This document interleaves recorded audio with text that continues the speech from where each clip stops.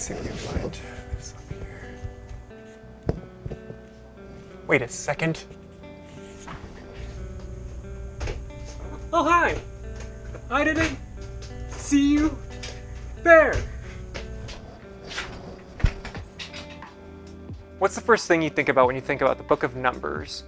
I have it open up right in front of me, and the very first chapter has got this census data, right, where it talks about this tribe of Israel has this many people, and this tribe of Israel has this many people, and this tribe of Israel has this many people, and as you flip through the first couple chapters, you might see a lot of that in the book of Numbers.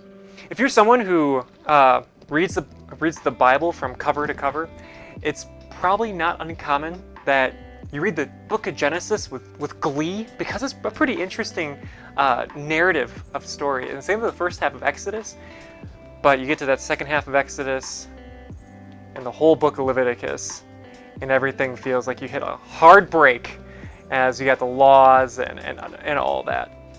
And there's a little glimmer of hope, right? Because you open to the first chapter of Numbers, and you're like, oh great, a new book, a new story. It's back to that census data. Like,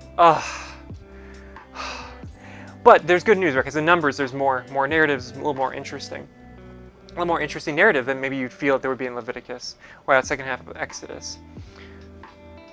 Today, what I'd like to do is I'd like to just kind of talk to you a little bit more about the book as a whole, and maybe the misunderstanding that we have about the book of Numbers on its own. The book of Numbers, we get that, long story short, we get that title because it's not inspired by God. It was given by man just kind of to help us understand kind of like what's in each book and how to separate them from each other. The book of Numbers is a title we get from a long time ago, from people who lived in Greece, the people who spoke Greek. They called this book the Book of Numbers, but that's not actually an accurate title for this book, because even though right off the bat there's census data and there's lots of numbers in this book, that's not the point of this book. The people that God gave this book to, the Hebrew people, in their language, they titled this book a little differently. They called this book In the Wilderness, after one of the first couple words of this book. And the Lord spoke to Moses in the wilderness. And that's a much more, I think that name really fits this book a lot better. Because really what this book goes through is the people of Israel as they wander, as they live in the wilderness, as they struggle in the wilderness, as they struggle with doubt, with complaining, with just their lives as believers. But they also live in the wilderness as they follow God and trust in Him. And that's really what the book of Numbers has. It has these side-by-side stories of both struggle and success. And it's not just struggle with themselves, it's also struggle from the outside, as outside forces are attacking God's people. All this happens in the wilderness. It's interesting, as we just kind of take a step back from that, we can actually see how this book really does fit into the life of a Christian. Because in our lives, we're in a wilderness.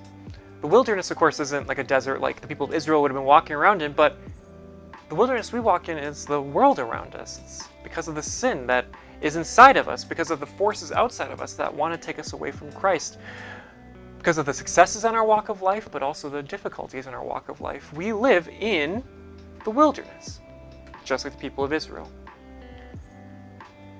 So as God gives us this book, He's not trying to just convey to us numbers and details and things, but He's trying to convey to us hope in difficulty, hope in the wilderness.